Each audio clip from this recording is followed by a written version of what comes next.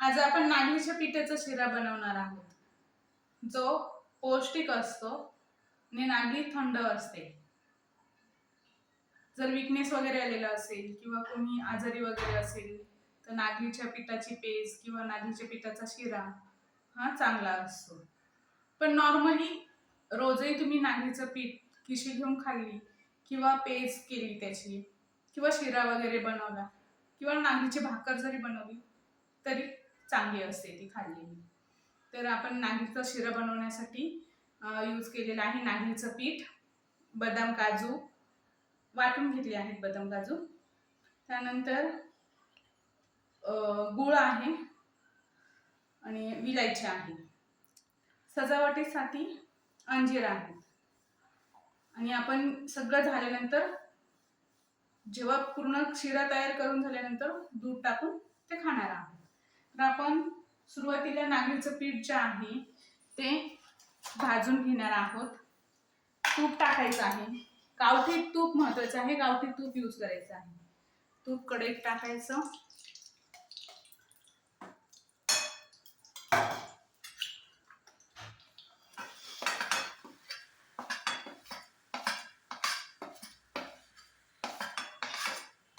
नागलीचं पीठ छान असं भाजून घ्यायचं आहे तुपामध्ये. करायचं आहे. नसेल तर तुम्ही तेल पण यूज केलं तर चालेल, पण तूप असलं तर बेस्ट आहे. जे घरी बनवलेलं नाहीये, विकत आणल्यामुळे भाजून वाटीमध्ये काढलेलं आहे.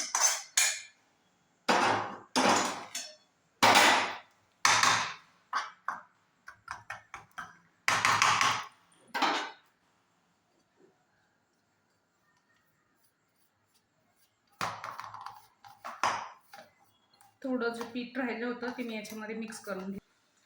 पाणी टाकायचं आहे.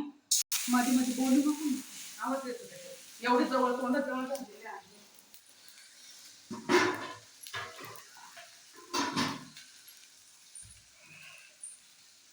पाणी टाकायचं.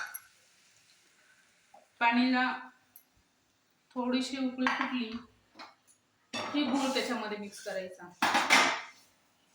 जास्त पाणी झालं पातळ करते मी. पातळ पुन्हा दूध टाकायचं ना, एवढं पाणी बघा. हाताने दूध टाकायचं. त्याला काय टाकते गुळ त्यात. स्टॉप करून ठेवले. स्टॉप आहे ना, चालू आहे ते. आपण आता पाणी गरम केलेलं आहे आणि पाण्यामध्ये तुपाची फोडणी दिली आहे. तुपामध्ये आपण विलायची टाकली होती आणि थोडंसं हिंग टाकलं आहे. त्यानंतर गूळ ऍड केलाय. तुम्हाला हवं असेल तर तुम्ही साखर टाकायची आहे. ऑप्शन आहे गूळ किंवा साखर.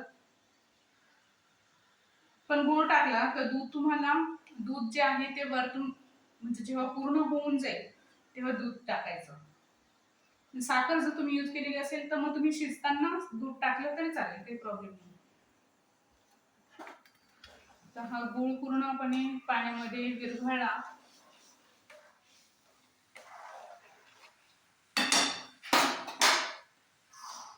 हे जे पीठ आपण काढलेलं होतं तुपामध्ये भाजलेलं, याच्यात पाणी टाकायचं आणि हे पाण्यामध्ये छान पद्धतीने असं मिक्स करून घ्यायचं.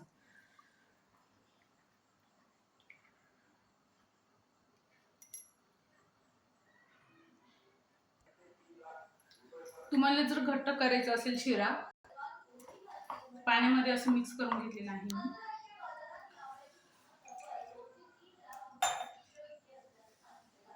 त्यानंतर बदाम काजू पेस्ट, गूळ पूर्णपणे विरघळलेला आहे.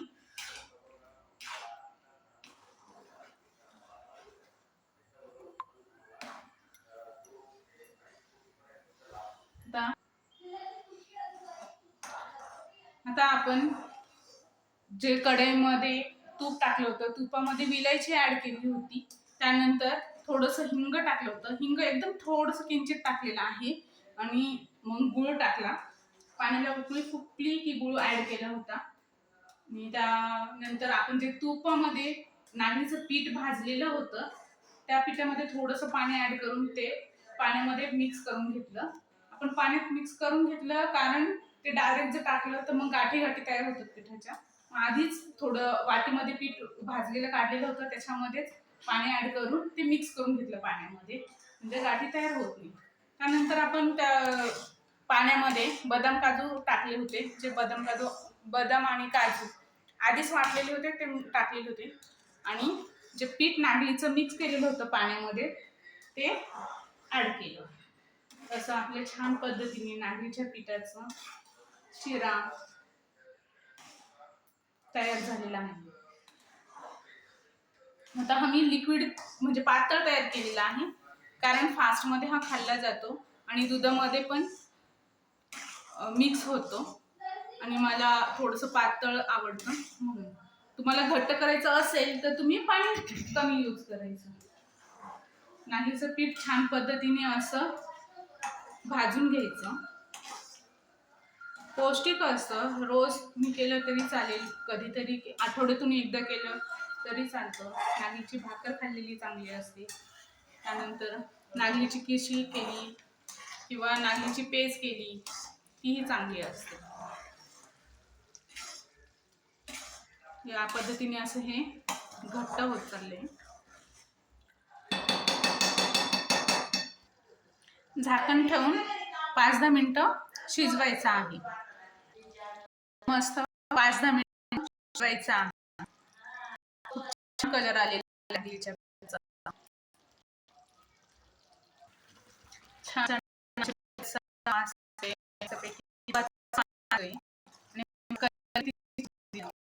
आणि याच्यामुळे नागलीचं पीठ जे थोडंसं टाकून करलं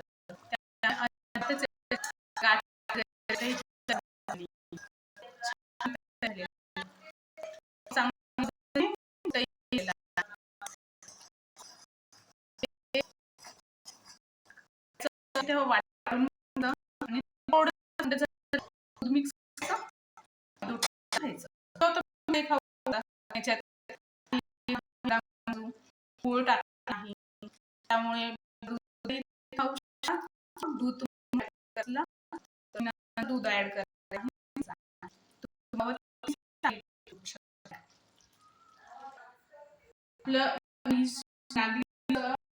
शिरा दूध करायचं किंवा मग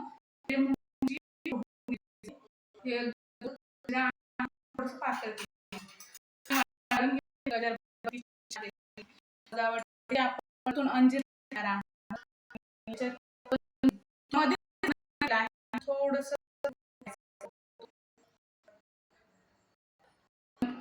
पीठ फोडणी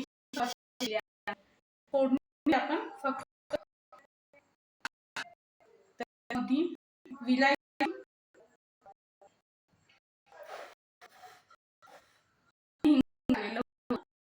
पाणी टाकून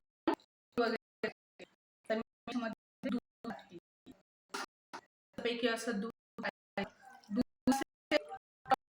डायरेक्टली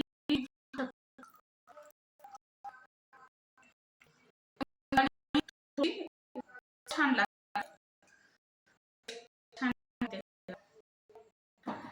दूध कारण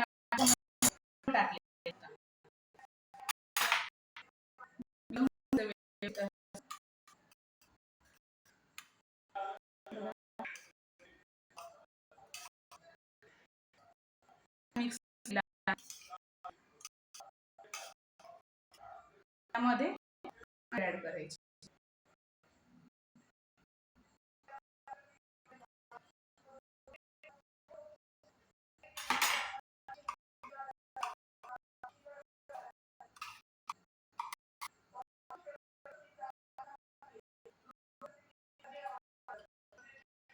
अंजीर झाले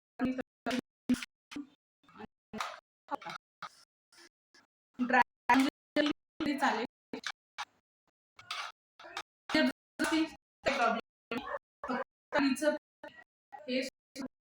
पौष्टिक वेगवेगळे पदार्थ बनवले की खाण्यासाठी चांगलं आहे आणि सगळे आणि